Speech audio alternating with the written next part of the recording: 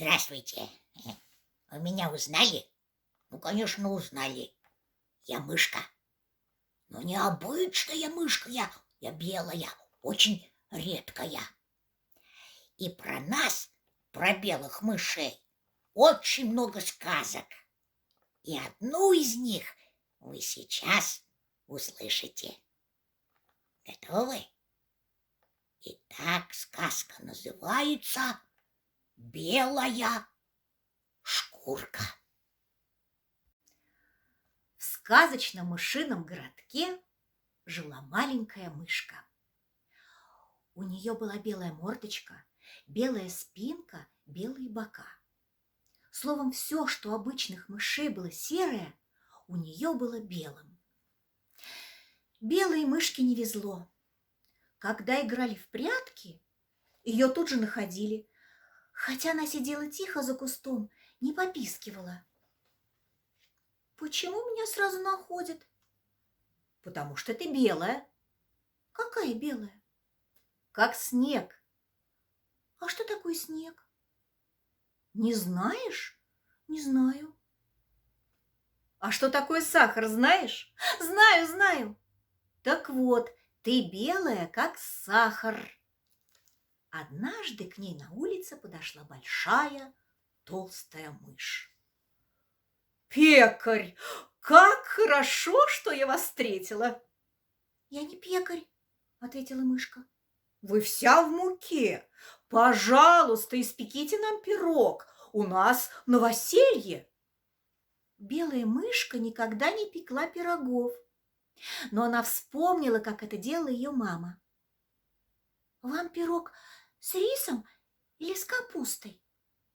Толстая мышь покачала головой. «Нам с сыром». Пирог получился на славу. Он был румяный, от него вкусно пахло сыром, и все хвалили белую мышку. Не успела белая мышка выйти на улицу, как к ней подошел усач. Он выкатил глаза и воскликнул: «Ба! Наконец-то я нашел парикмахера!» «Я не парикмахер, у меня даже ножниц нет». «Вот ножницы, подстригите мне усы». Мышка робко взяла ножницы. Раз! Одного уса не стало. Раз! На пол упал второй ус. «Ой!» — воскликнул усач. «Усов как не бывало!» «Отрастут новые!» — сказала белая мышка и пошла дальше. Она очутилась на зеленой полянке, где летали бабочки, стрекозы. Только белая мышка собралась поиграть, как пошел дождь. Она спряталась на крылечке, но ее кто-то окликнул. «Доктор! Доктор! Подождите, доктор!» «Я не доктор». «Вы доктор в белом халате! Идемте скорей! Мой малыш очень болен!» Пришлось идти. Мышка вспомнила, что говорил настоящий доктор, когда она сама болела, и сказала: «Нужно принять мед. Больному необходимо пропотеть». Она попрощалась, вышла на улицу. И в это время кто-то крикнул: «Спасайтесь, спасайтесь, идет кот!»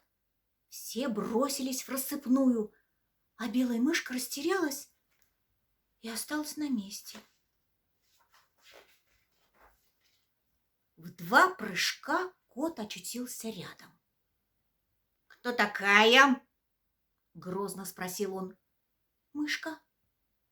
«Какая же ты мышка? Мыши серая, ты белая.